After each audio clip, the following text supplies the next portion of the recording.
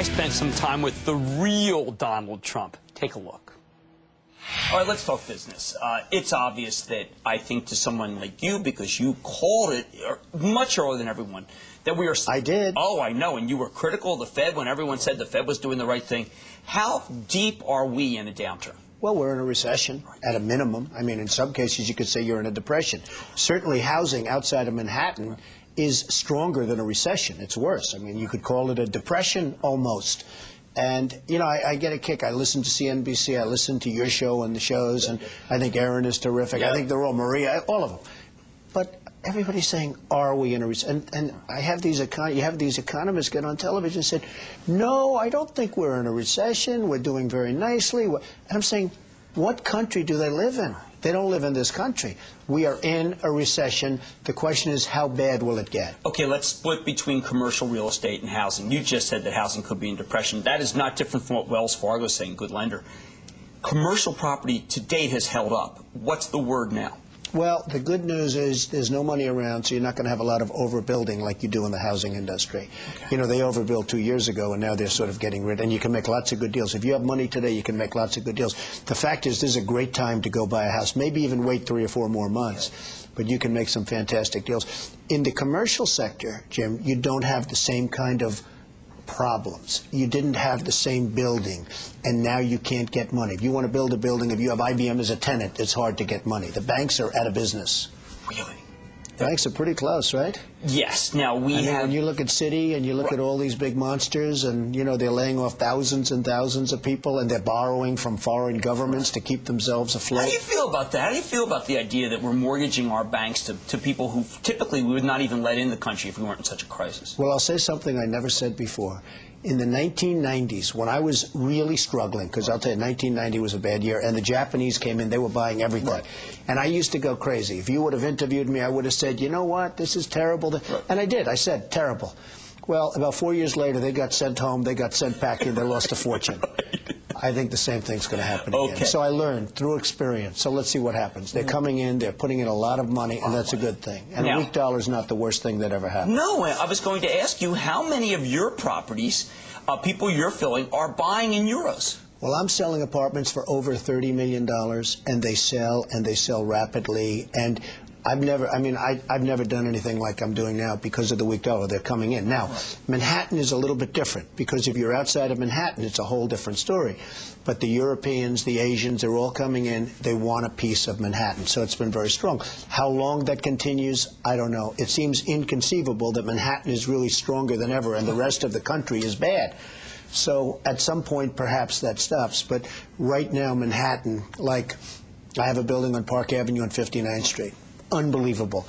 The building I built opposite the United Nations, Trump World Tower, unbelievable. So Manhattan has been very strong. How long it continues, I can't tell you. When we were doing The Apprentice together, you mentioned to me a situation in California where you had gone out and thought it was too pricey, and now it has fallen dramatically. Talk about some other regions. Talk about California, what you see out there right now. Well, I offered $269 million or so for a job in California 2 years ago. They laughed at me. Now I offered a price, I won't even tell you how much less, but a lot less.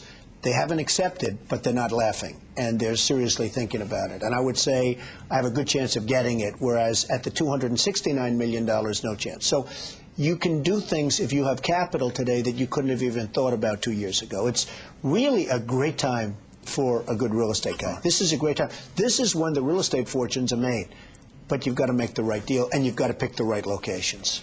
When you look at the Federal Reserve, are you surprised they've kind of become a bit of a debating society? Are they speaking to real people like you about what's going on? Well, they don't speak to me, but I will tell you that I am shocked that your friend, Mr. Beneke, is not doing something more than he's doing. And I think he's got a problem. I think he's got people in there that don't want to lower interest rates. It just doesn't seem like he's got control of the Federal Reserve. I assume they still need a vote, Jim, and probably he doesn't have the votes. But I'm shocked that he hasn't reduced interest rates more. Right. I think that, I know that you were mentioning that Aaron and I did a kind of an interesting video not that long ago in August about how things have fallen apart. But at that point, the only people who were saying it were us and you. I was saying it. I was saying it a long time ago. And frankly, they're talking about 50 basis points. I think you should drop it a point a full, solid 100 basis points and just sit back and see. And I was actually looking at somebody, a gentleman from Goldman Sachs was saying 175. Right. So that's going to be interesting. But I think that's ultimately going to be happy. And it would be nice if Ben could get now ahead of the curve instead of always being behind the curve. He's behind the curve. Say what you want about Alan Greenspan. He was always slightly ahead of the curve. Right. And that was always brilliant. And he had this incredible reputation. I think Ben has to get a little bit ahead of the curve. He has to do something dramatic. And I really think what he should do is surprise the hell out of everyone and do it 100, and let's see what happens. That would be big. Any politician, do you think, has the pulse? Anyone running for president has the pulse of what you know about the economy? Well, the biggest problem is something I never hear about. I told you about it once. Every time they lower interest rates, the cartel, because I call it a cartel, right, the illegal monopoly, raises oil prices, okay? So the monopoly, because that's all it is, it's a total illegal monopoly. If businesses ever formed OPEC, everybody would be put in jail. Here they are, and every time a country hits oil, they're invited in to the cartel, okay? It's a disgrace. So what happens is every time interest rates go down, oil prices go up, and it's the same number. I mean, practically the same money. So they lower it, they raise it, they lower it, they raise it. Now you have oil that's close to 100, going to be over 100, and nobody in this country calls and says, get that damn oil price down. You get it down. And they can do it. You think they can? They have the capacity to do it. Let me tell you. In the old days, our people, our presidents used to call. We don't call anymore. They ought to call, and they say, you get that price down, and you get it down fast. And you know what? If spoken to properly, those prices would come down like you wouldn't believe. Nobody calls. Who's going to do it? Condoleezza Rice? No, it's not happening. It's very sad. I mean, the biggest problem is, okay, so they're going to lower rates. I think Ben, he's way behind the curve, but he's going to lower rates. I know you're not a big fan of his. No. He's going to put it mildly. Is that right? Very true. Okay. Very, yeah. So he's going to lower rates. He's going to be forced to lower rates. So he's going to lower rates. And as he lowers the rates, they're going to raise the oil. They're going to raise it. Same thing. So we stay in a recession or a depression. I have said in my writings and on air that if he were a candidate to be on Celebrity Apprentice, he would have been the first to go. What do you think? Well, so far. I mean, so far he's been, I mean, he's a total disaster. He has not reacted quickly. He follows the markets instead of leading the markets. And we need somebody. And we had two great Federal Reserve chairmen in a row. We really did. And now we have this man who's getting clobbered by the press. And I don't understand it. I mean, all he has to do is watch your show and see some very smart people, including yourself, come and say, you know, just sort of follow some really smart people. But he just is reluctant to lower rates, or maybe he can't get the votes, which is also his problem, because he has to be able to lead. He should be. So he has to be able to get all of these guys from St. Louis and all over the place. They say, get them in a room, say, we got to do something. And I think it should be 100 basis points. You know the national scene. You've got the pulse. The Federal Reserve people in Kansas City and in Texas think this economy is booming. Do you see that? Do you see some areas? I know you always say it's local. Are there some areas in this country doing fabulously? New York City and Palm Beach, Florida. That's the only two areas I see. And Palm Beach is just a little sliver of turf. It's the only two areas I see. I mean, I'm in a lot of different places, and I see a lot of different places. And I just don't understand when people are saying that the economy is doing well. Look at the retailing. I have a lot of friends that are retailers. I mean, look at these guys. They're getting clobbered. The economy is getting clobbered.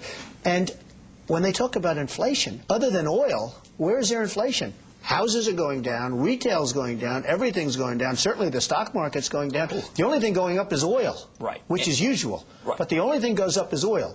There are a lot of publicly traded real estate companies, including a company like a Vornado, very well run, Federal Realty, shopping center. We've got all sorts of opportunities for retail people who watch my show to invest, along with some greats. Is it too early to buy a commercial real estate investment trust of either apartments or office buildings? Too early? Well, you mentioned one, Vornado. Now, they're friends of mine, Steve Roth and Mike Fassett. Smart, tough guy. Smart, tough, brilliant guys.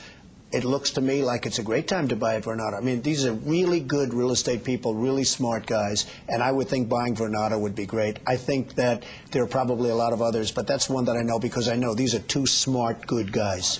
talk a little bit about your business. I got to work unbelievably with Ivanka on the show. Where are your kids in relation to taking over your empire at one point? Well, they're doing a great job. You know, they went to the Wharton School of Finance. They were great students. Ivanka was a very successful model, and then one day, boom, that was the end. She went to Wharton. She got, really good marks and everything else. They're doing a really good job. They're very young, but they're doing a really good job.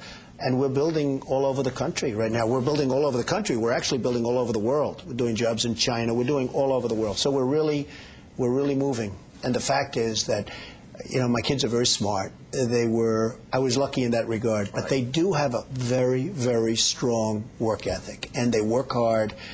They're highly educated. They went to great schools, and all of them. I mean, I'm lucky in that sense. And but again, I'll tell you, you and I will be speaking in 10 years, hopefully, and maybe in 20 years, but we'll be speaking in 10 years, and I'll let you know if you're right. They're very smart, they work hard, and let's see how they do. But I think they're going to do a very good job, and they've been doing a really good job. We're all over the world. Catch Celebrity Apprentice tonight at 9 p.m. on NBC.